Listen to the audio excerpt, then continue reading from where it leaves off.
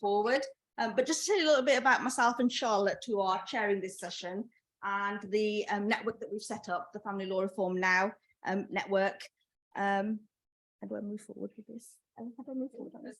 Oh, right. Do you want it to be yeah, the full screen? Yeah,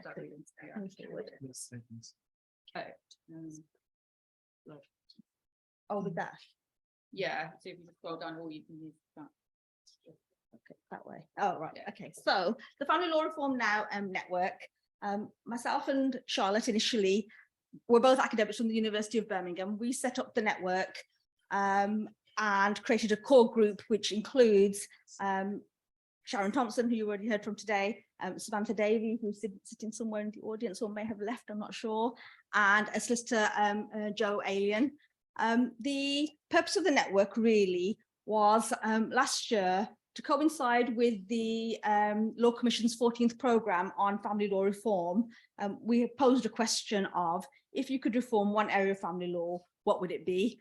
And this was a view to combining the work of academics and practitioners and anybody else interested in reform of family law with a view to thinking through actual proposals for reform and having some impact in terms of the kinds of ideas that we're coming up with. And the first phase of our project was that we encouraged applications to be made in terms of proposals submitted to us. We would then take those proposals and submit them as a bundle of 10 proposals to the Law Commission. That first phase of the project, the stage that we're at, is kind of the stage that I would say that most academics go through in terms of putting forward a paper, creating an edited collection and publishing an edited collection, and then hoping that somebody somewhere might read one of the pieces. So that's the phase that we're at. It's currently being produced with Heart, and it's due to be published in 2024. As well as that, though, trying to move it further than the kind of academic world that we tend to publish in, the setting up of the Family Law Reform Network, we're now into the second phase of our project, which we again had an event whereby we encouraged anybody who's interested, not just academics, but anybody that we could reach out to submit a pitch to us, from which we would pick projects that we wanted to work on intensively with a view to whatever that proposal for reform might look like, but with a view to contributing to changes that might be made in that particular area of family law. And initially we had thought that from the proposals that we get, we will probably pick one project. When we got the proposals, there was so many excellent proposals in there that we eventually ended up picking 3 mini projects. So the 3 mini projects that we picked was the reform of cohabitation law. That's led by Andy Haywood, with the help also of Sharon Thompson and Ellen Gordon-Bouvier. And we've kind of, Andy was already organising this event, so we've kind of jumped into it with him. It's probably the most well developed of the 3 mini proposals that we have at the moment. So that's one project that we've got ongoing. The second project is in relation to the voice of the child in private children laws proceedings, and that's being led by Professor Anne Barlow, who we've heard from today, Dr. Jan Ewing, and Professor Helen Stolford, all of whom are English academics. And as well as that, we've got Georgina Dimopoulos, who's from Australia. So we've got a combination there with some comparative law as well, looking at the extent to which we can improve the voice of the child in private family law proceedings. And then the third project, which is doesn't have any academics directly who are involved in the work of the project itself, is reform of public law and family justice. This project is focusing particularly on possibilities for greater space to offer supportive intervention within families and in the context of public law proceedings for children. And this is being led by Celestine Greenwood, a barrister from Exchange Chambers, and Pause, a charity working with women who have either experienced or are at risk of experiencing their children being removed from their care. So they're quite diverse projects. They're looking at different aspects of family law, but all with an aim of putting forward some concrete proposals in terms of reform. Okay, so that's our aim. We have got a web page that's currently hosted by the University of Birmingham, and we are hoping to separate ourselves from the University of Birmingham, because this is really not just a Birmingham thing that we want to do. It is a project that's aimed at bringing together people from different aspects of family law, whether that's academia or that's charities or that's practitioners, whatever it might be. We do have a mailing list, so please feel free. These slides are going to be circulated, so please feel free, go onto the website, add your name to the mailing list, and then we can add you to any projects that we've got coming up. Okay, that was a really quick run through of the project that we're running, and we're chairing this particular final plenary session. We've got on the panel 4 speakers, 2 of whom you've already heard from earlier today. And the aim of the panel, as a final panel, we wanted to think through, there's been lots of discussions around the issues around cohabitation laws, the lack of cohabitation laws, the lack of protections, and the different types of people that impacts upon. And we wanted to think about ways in which we take steps to identify what would be the most effective way in getting progress. I mean, the issue of cohabitation is not new. It's one that academics have been discussing for a long time, but it's one that we want to think about, not just what the proposal for reform might look like, but some emphasis on the strategies that we might prioritize in trying to effect change, and whatever that change might look like. So in terms of our speakers, we've got Professor Russell Sandberg from Cardiff University. You've already heard from Russell earlier today, who has in recent years certainly has concentrated on the relationship between law and religion, and has published extensively on this. We have got Joe Edwards. Well, Russell's the only academic left on the panel at the end. We've now got mainly practitioners. So we have Joe Edwards, who is a partner and mediator and head of family at Forsters LLP. Joe was also the chair of Resolution and has got extensive media impact in terms of the work of both Resolution and her work as a mediator. We've got Graeme Fraser, who's, as you heard, current chair of Resolution's Cohabitation Committee, also a partner at BBS Law in 2022. We've also already heard some of your reasoning behind the changes that you want to effect, but we're going to be looking more at the actual strategies and the types of changes that you think we should be aiming towards. And then we also have Michael Horton, KC, a barrister specialising in family law and family property, and in particular in relation to financial remedies. And one of the key differences, obviously, between married couples and cohabitation is the level of protection or lack of protection for cohabitees. So we're going to give each speaker 7 minutes, and then we'll have a question session at the end, and Charlotte's going to be in charge of timing. So if I'm not going to do any particular, I haven't picked any particular order, but if we go down the line, so if you start with Michael, if you're okay to go first. I don't know if you've got any slides. No, you want to stand up, or we doing it? Whichever way you prefer. If you want to stand up, have you got slides? Are you going to stand? Well, let's all sit. Is that okay? Does anyone have slides? Russell's got slides that are You've already got- there. Okay. So yeah, Russell's slides will be the last one then. All right. Okay. Well, I'm going to sit down, if that's okay, because it's been a long day.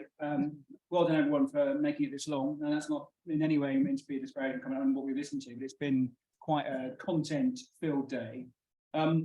My 7 minutes consists partly of personal manifesto and personal observations on law reform possibilities and realities of law reform in England and Wales in 2023. So the first thing I'd say, I've got 4 main areas. One is that I would abolish civil partnership, and this is my slightly outlier view, but it seems to me that it has served its purpose. There is absolutely no need for another legal institution that has exactly the same legal consequences as marriage. In an engineering context, redundancy is quite handy, but I'm not sure it's really necessary in the legal system. And I am, I'm afraid, beginning to see the beginnings of a civil common law, civil partnership myth. I've heard people say, oh, they're not married, they're in a civil partnership. And what would they mean? Oh, they're just living together. Okay, great. And I think that is another area of difficulty. And it was difficult for me to restrain myself listening to some of the civil partnership stuff that Andy talked about, in particular the people who oppose the patriarchal baggage that comes with marriage, which seems to me that if in fact the reality is that you are signing up to an institution that has all of the same legal consequences of marriage, then just hold your nose and get married like this. So that's my first little manifesto. The second thing I wanted to say is just really that you have to recognise, I think, in England and Wales, the difficulty of getting any law reform done at all, because since 2005, we no longer have a Lord Chancellor. We have a Lord Chancellor no longer Lord Chancellor in the old sense. We have a Minister of Justice who primarily is a politician first and a lawyer second. And I don't think David Gauke would object, I don't know him that well, but it seems to me that the only time we've had any family law reform of divorce reform was led by David Gauke, who I would say is probably a lawyer first and politician second. And you can't say that about any of the other occupants, in my views, of either political persuasion since 2005. And so the legal system and family law reform in general is not a priority. The third thing I wanted to say is that I think I came to this issue as an instinctive opter-in, that my instincts favoured something like the French Pacte Civile, and I'll come back to that in a moment. One of the things that of all the criticisms of the current law, you can say it does allow people to make choices. It does allow, and a lot of the time, subject to issues about formalities that I've recently been dealing with, it mostly enforces the choices that they've made as well. But a fair deal of experience has meant that there are, I'm afraid, still people like Mrs. Burns, and the opt-out system seems to me the only way that you're going to cater for them.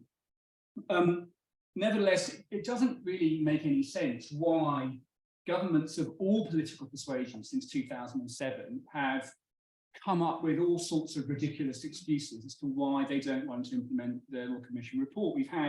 We better wait to see what the Scots law does before looking at it. Now we're apparently going to have a review of ancillary relief law generally. Well, that's just going to be a straightforward quick exercise. It's almost as if there is a hologram of Sir Humphrey Appleby in a cupboard who gets wheeled out and says to the minister, this will be the most courageous thing you've ever done, and they decide to run away from it. But it does appear to be something that there is a block somewhere in the system about that. On that, I think that we need to recognise that it is not a straightforward case, and those who are arguing for reform need to be aware of some of the arguments. And so I was very interested in Anne's research about common law myth. Obviously, a majority of cohabiting couples with children understand or believe that myth, but obviously there's a substantial minority that don't. And one of her statistics was 52%, and I recalled the 52-48 split in other contexts that was seen as perhaps not a convincing enough majority of support. But the other things that I more seriously would say is that since 2007, we've sort of discovered autonomy in family law, although we don't really believe in it. We'd much rather tell people what to do rather than respect their views. And I think that's why I suggested in my evidence to the Select Committee that if you have a lawyered agreement and you are satisfied that it was entered into or with the full appreciation of circumstances, that it ought to be binding, because some of the people I deal with in particular are the people who have emerged bloodied and battled from the family justice system and relationship breakdown, who really do not want to go through that again and do not want a judge to review the merits of their agreement in the event of another relationship breakdown. And I'm really interested to hear more in due course about the New Zealand experience on trust busting, because in the family law, in the marital context, trusts really aren't a wealth protection device because of the ability to vary nuptial settlements. But if you don't have that provision in the cohabitation context, then there is an easy or potentially easy way for avoidance to be carried out. So what's the response? I mean, I think before I come on to that, my last thing, I just say, be careful what you wish for. I've just done a case, some of you may be aware of, involving, it's called Hudson and Hathaway. It was a separation where the parties did a deal, and we're still arguing about whether that deal's effective. I wonder whether Miss Hathaway would have got the same provision that she got under her deal if there had been a Cohabitation Rights Act and financial remedies claim, or whether the court would have upheld the agreement that they made. So just bear that in mind as well. The response, well, do you, as Graeme has already suggested, educate, agitate, organise? Do you have one more heave? I'm going to throw out another suggestion, is if ministers need to be persuaded that opt-ins don't work, then try it. Have something which is a middle space between doing nothing, having a bespoke, potentially expensive cohabitation agreement or marriage, and having something like the French Pacte Civil. And then if that doesn't work, then you've got an evidence base to say to ministers, right, now we need to do the opt-out system. So that's my little 7 minutes up, and that's my little personal manifesto. Thank you.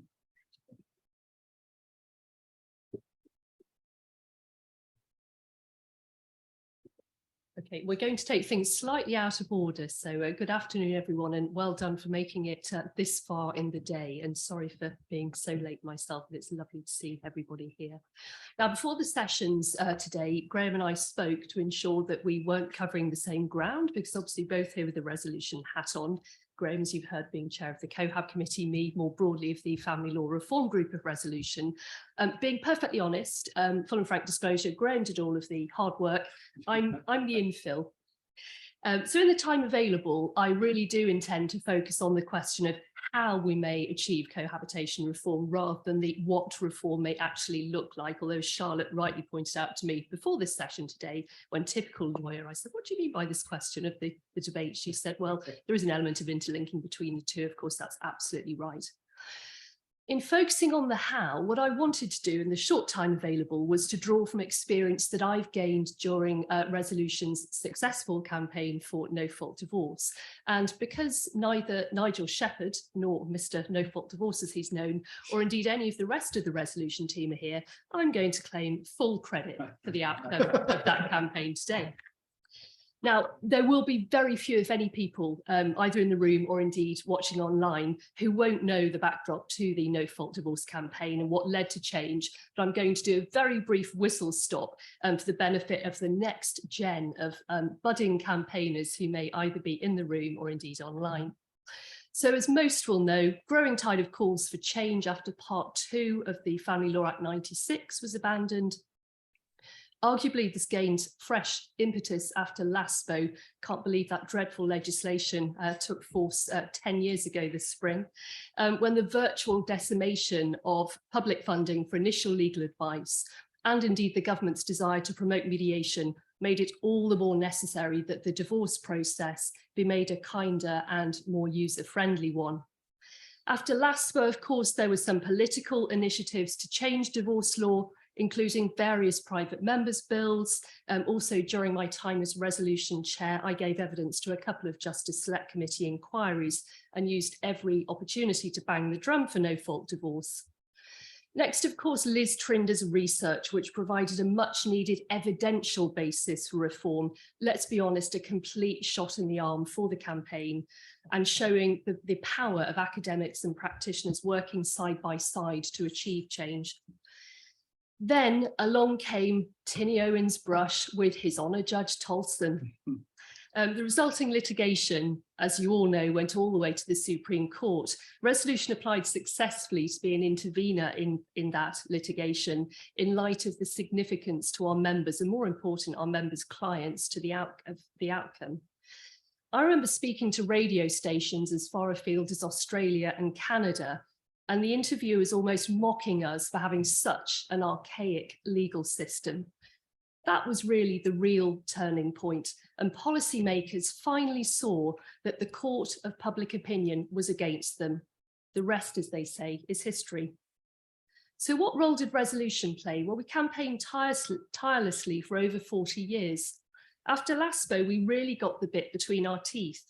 We launched our manifesto for family law in 2015 when I was chair.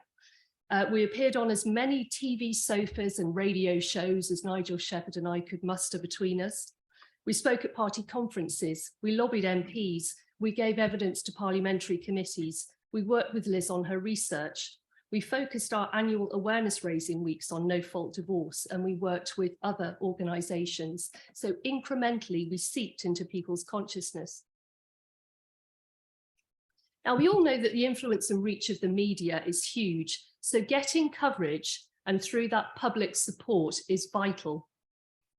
An early highlight, and I'll try to be brief, in my involvement in the campaign came in our 2014 Awareness Week.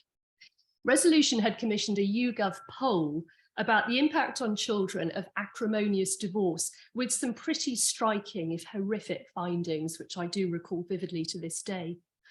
On the first day of Awareness Week, I'm going to do some shameless name dropping here.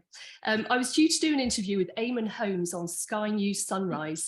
And so the night before the glamour of it, I stayed at a hotel out in Isleworth near the Sky News studios. I think they're still there.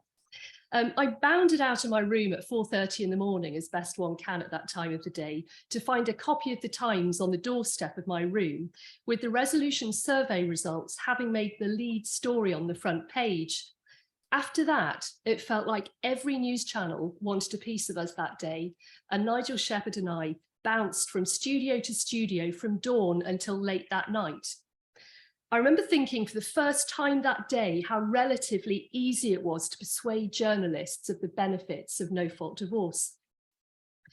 Eventually, and over time, it felt as though the dial had truly shifted from the early days conversations of, this is just about more work for lawyers, isn't it? This just devalues marriage, to surely it's a no-brainer.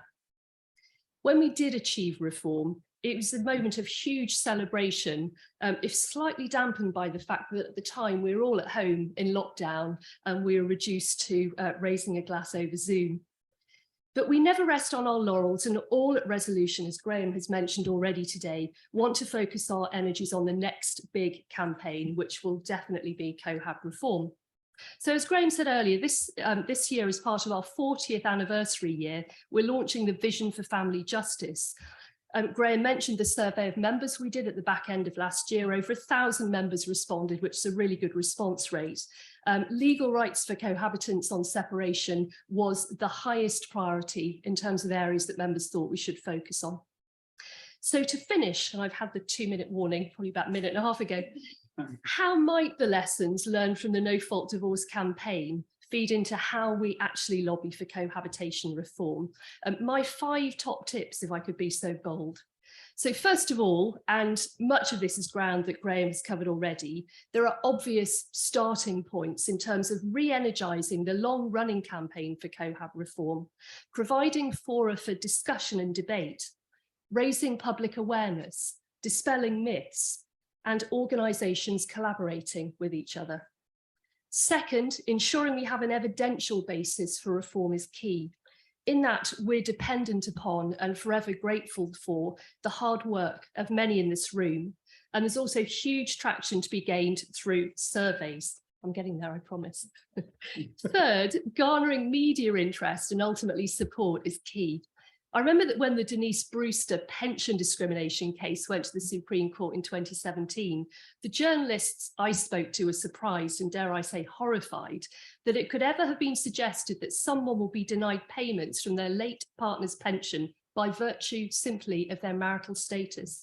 And similarly, when Siobhan McLaughlin's ineligibility for bereavement benefits due to her unmarried status was successfully challenged in the Supreme Court in 2018, I had a day of back-to-back media interviews with journalists wholly sympathetic to her position. How brilliant was the news about that, finally getting over the line this week. Fourth and related, we do need to build up those case studies of people for whom the current law creates obvious injustice. Now, I know, and I'm a realist, very few people can afford to litigate in order to create the case for change. So perhaps not-for-profit organisations, solicitors and the bar need to work together to ensure that if there is a case which truly encapsulates the injustice wreaked by the current law, it's taken to the highest level for consideration, if necessary, on a low or pro bono basis. And then fifthly, finally, we need to continue to lobby policy makers. The Women and Equalities Committee's recommendations provide fresh impetus for that, and dare I say, potential change in political administration in the next year or two should drive us all to be speaking to politicians on both sides of the political divide and getting commitment in election manifestos to what we propose. Party conference season this autumn looks like a good target too. So however we do move forward, it's vital that we do so in collaboration with trusted allies and friends. And we very much at Resolution look forward to working alongside many, if not all of you in this room. Sorry I've overrun, but thank you very much indeed.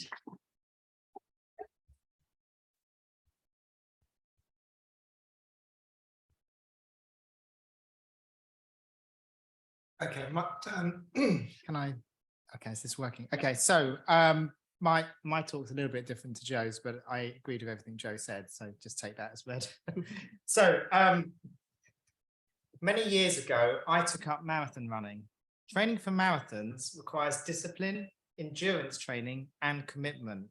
I ran 11 marathons in 12 years. Some have been harder than others, and in some years, I could not even get to the start line. And my most memorable race, the New York Marathon in 2009, was particularly challenging at my physical peak. There were highs and lows and often bumps in the road along the way. But what I've learned from that time in my life is to never, ever give up. I draw parallels to marathon running in my commitment to persuading the UK government to introduce a cohabitation law which is fit for purpose and modern society. I'm a family lawyer who's been supporting, guiding and enabling people to achieve fairer outcomes, often at a difficult and emotional time in their lives for over 25 years. I pride myself on my principles to do the right thing, look at the bigger picture and ensure people know their rights. I have been campaigning for cohabitation law since I began my career as a family lawyer, and people whom I meet for the first time often know about me because of this. In fact, my peers in the family community have even started referring to me as Mr. Cohabitation in recent years. 20 years ago, I had a clear vision for cohabitation law reform when I recognised from my daily practice that more and more people would be living together without getting married in future and would need better laws. As it turned out, the number of couples choosing to live together in a stable, intimate relationship without getting married or entering a civil partnership in what some people refer to as a common law marriage increased by a staggering 144% between 1996 and 2021. Today, there are 3.6 million people cohabiting in the UK, and these families should not and cannot be ignored. However, few unmarried couples know their rights because of a lack of awareness of their existing options, optimism bias, or what I would term that will never happen to me, and failure to plan. I want to change this and help bring about new cohabitation laws that will ensure a fairer framework for cohabitant rights and responsibilities. During my career, I have enjoyed some personal achievements that I am extremely proud of. I have enjoyed being chair of Resolution's Cohabitation Committee for the best part of 10 years. I won the Family Law Commentator of the Year award, voted by the family law community in recognition of my published work highlighting the plight of unmarried couples. I have become a regular media commentator on cohabitation practice and policy, including on the BBC and many of the national newspapers.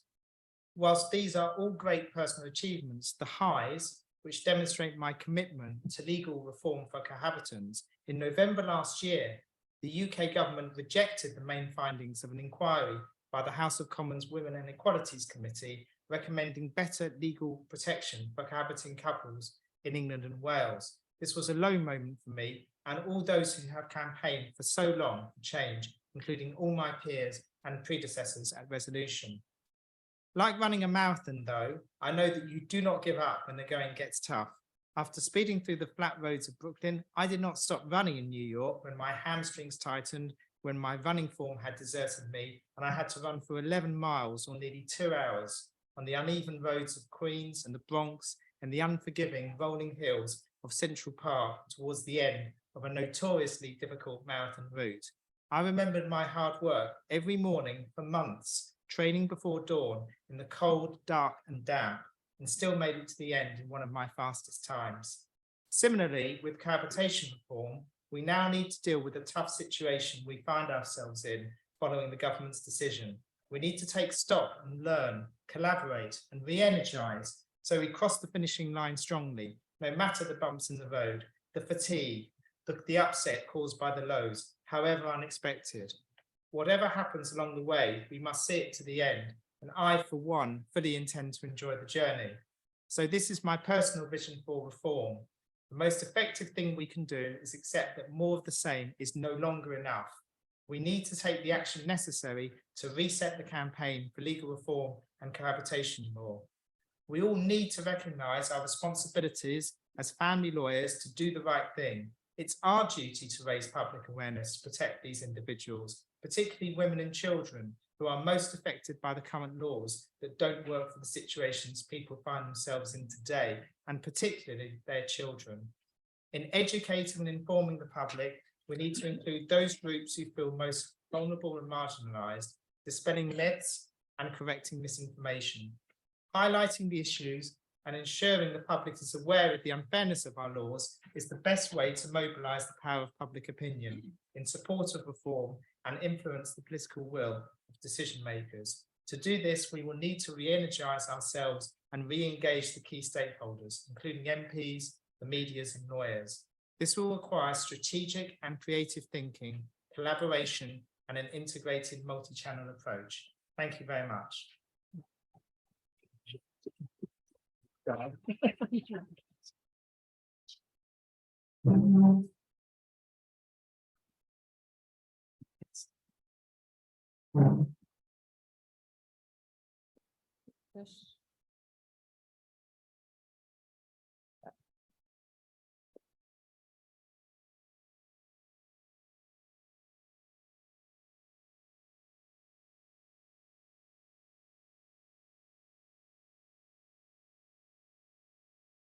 Thank you very much. And I'm aware that as the last speaker, I'm between you and the wine reception.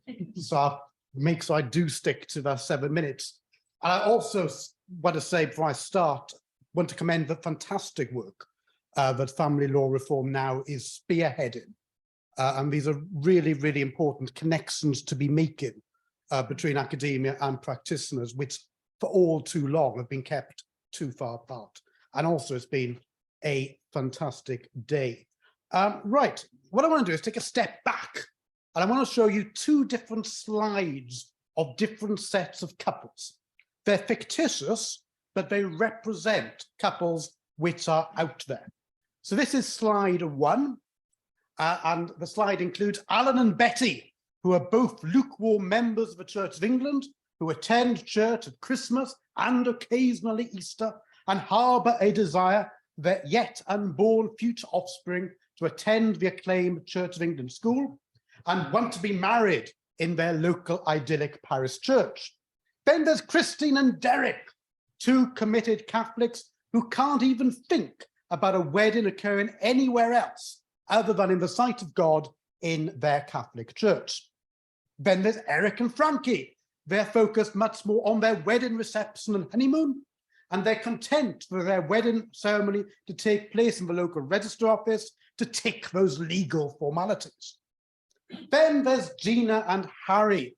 Now they've discovered the ideal hotel for their long weekend wedding celebrations, and since it happens to be an approved premises, they're thrilled that it all be done in one shop. Then there's Ian and Jane, and they're ideologically opposed to marriage as a patriarchal institution, and they've resolved to enter into a civil partnership just to make sure that the other would be protected should the worst happen. And then finally on this slide, there's Katie and Lee, who are by contrast both perfectly content to continue to cohabit, not because of any objection to marriage as an institution, but because the level of formality and fuss is not for them, and they don't want to wipe out their savings. English law recognises and facilitates the choices and preferences of all those couples. Compare and contrast the next slide. So we've got Mark and Nicola, who are both lifelong humanists. You can't quite see it there, but they're lifelong humanists, and they want that reflected in their wedding ceremony. Then there's Orhan Pasa. They're Muslims, and it's important to them, and particularly to their families, that their wedding takes place in the local community centre and complies with their religious and cultural traditions and customs. Then there's Quentin and Ruth. Quentin is a Methodist, Ruth is Jewish, and it's important to them that elements of both of their faiths are integrated into their wedding ceremony. Then there's Stanley.